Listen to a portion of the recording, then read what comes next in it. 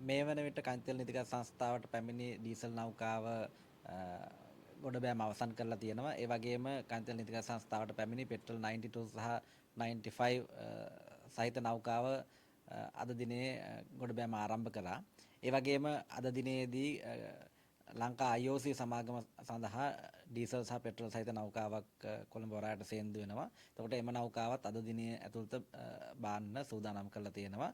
ඒ අනුව ගත්තාම මේ මාසය තුල අපි බලාපොරොත්තු වෙච්ච සියලුම නෞකාවන් පැමිණියා.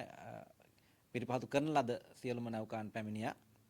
ඒ වගේම ලබන සතියේ ඒ කියන්නේ අප්‍රේල් මාසේ මුල් සතියේත් එන නෞකා සියල්ලම මේ වෙද්දී ස්ථිර වශයෙන්ම එන බව තහවුරු වෙලා තියෙනවා. ඒ අනුව ගත්තාම ලංකාවට අවශ්‍ය කරන ඉන්ධන පිරිපහදු කරන ලද සියලු ඉන්ධන මේ වෙද්දී පැමිණෙමින් තියෙනවා. ඒ වගේම මේ වෙනකොට තියෙන තත්ත්වය අනුව පස්වෙනි මාසයේ මැද දක්වා අපි සතුව පිරිපහදු කරන ලද ඉන්ධන සතු වෙනවා. ඒ අනුව ගත්තාම රට තුල කිසිදු ඉන්ධන හිඟයක් හෝ බාධාවක් ඇති වෙන්නේ නැහැ කියන ස්ථාවරය අපි සතුව තියෙනවා. ඒ වගේම ගත්තාම මේ වෙද්දී QR කේතය ඊටාම හොඳින් ක්‍රියාත්මක වෙනවා. ඒ වගේම අපි හඳුන්වා දෙන්න බලාපොරොත්තු වෙනවා ඊටාම ඉක්මනින්ම non vehicle QR කියන කැටගරි එක. එතකොට මේ වෙද්දී බොහෝ දෙනා ග්‍රාම සේවක මහතාගෙන් ඒ වගේම ප්‍රාදේශීය ලේකම්තුමා හරහා ගන්නා ලද ලිපි මගින් තෙල් ලබා ගන්නවා. ඒ ක්‍රමය යනවා. අපි ජනතාවට දැනුම් දීලා තියෙනවා ලීටර් 400ක් දක්වා ඩීසල් අපි මේ විදිහට ලබා දෙනවා. ඒ වගේම පෙට්‍රල් ලීටර් 40ක් දක්වා අපි ලබා දෙනවා ග්‍රාම සේවක මහත්මයා හරහා. ඒ වගේම ලොකු ඉන්ඩස්ට්‍රි එකකට අවශ්‍ය නම් ලීටර් 6600 බැගින් අපි කෙලින්ම කන්තෙල් නීතිගත සංස්ථාවේ බවුසර් මගින් ඔබගේ ආයතනයට ලබා දෙනවා. ඒ සඳහා අපගේ ආයතනය හා සම්බන්ධ වෙලා ඔබගේ ඉල්ලීම කරන්න පුළුවන්. එතකොට අපි ඔබ රෙජිස්ටර් කරගෙන ඒ ඉන්ධන ලබා දෙනවා. ඒ ක්‍රියාවලිය මේ වෙද්දී තම සාර්ථකව ක්‍රියාත්මක වෙනවා. ඒ වගේම අමාත්‍යාංශ 25 සඳහා අවශ්‍ය කරන ඒ ටික කෝඩිනේට් කරන්න කන්තෙල් නීතිගත සංස්ථාව සහ බලශක්ති අමාත්‍යාංශය මේ වෙද්දී විශේෂ දුරකථන අංක සහ WhatsApp සහිත අංක මේ වෙද්දී ක්‍රියාත්මක කරමින් යනවා. ඒ අනුව සියලුම අමාත්‍යාංශ වලට අපි දැනුම් දීලා තියෙනවා ඔවුන්ගේ තියෙන විශේෂ අවශ්‍යතා, ඒ කියන්නේ ස්පෙෂල් කෝටා කියන ඒවා ලබා දෙන්න කියලා. ඒ මගින් මේ වෙද්දී අවශ්‍ය කරන කියන්නේ ව්‍යාපාරික පසුබිම සඳහා අවශ්‍ය කරන අනිකුත් තෙල්, ඒ කියන්නේ වාහන වලට ලබා දෙන ඉන්ධන වලට අමතරව ලබා දෙන සියලු ඉන්ධන මේ වෙද්දී ලබා දෙන්න අපි ක්‍රියා කරලා තියෙනවා. මේ වෙද්දී එහෙම සාකච්ඡාවක් නැහැ. මොකද අපි උදාහරණයකට ගත්තොත් බස් රථ සඳහා අපි හඳුන්වා දීලා තියෙනවා මේ වෙද්දී ක්‍රියාත්මකත් වෙනවා. ඇත්තටම රූට් පර්මිට් එකට අනුව වෙනම කෝටා සිස්ටම් එකක් තියෙනවා.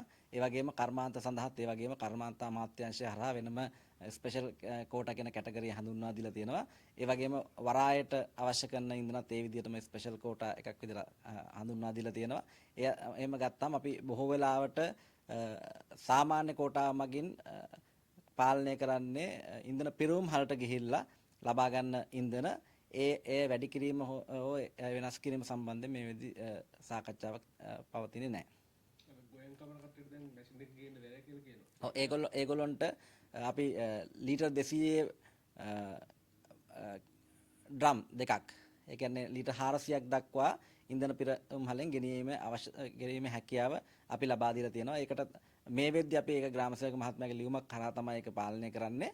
ඒ වගේම තවත් සතියකින් විතර කාලයක් ඇතුළත, ඒ කියන්නේ අතරම මේ වෙද්දී නම් වෙහිකල් QR එක හදලා ඉවරයි. නමුත් ඒක අපි හිතනවා තව සතියකින් විතර බොහොම හොඳට ඒක ජනතාව අතරට යයි කියලා. එතකොට ඒ කිසිදු ගැටලුවක් නැහැ. දැන්ටත් ඇත්තටම එහෙම ගුවන් කැපෙන ප්‍රදේශවලින් ලොකු පැමිණිල්ලක් ඇවිල්ලා නැහැ. මොකද අපි කියලා ඒ බලය ලබා දීලා තියෙනවා ග්‍රාම සේවක මහත්මයාට සහ එම ප්‍රදේශයේ කෘෂිකර්ම නිලධාරී මහත්මයාට ඒ බලය පවර්ලා දීලා තියෙනවා. ඒ තෙල් ලබා ගැනීමේ බලය.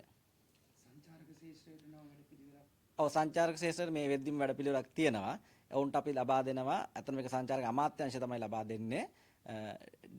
ඩේ පාස් එහෙම නැත්නම් සිංගල් ටයිම් යූස් කරන QR එකක් ලබා දෙනවා. ඒක ලබා දෙන්නේ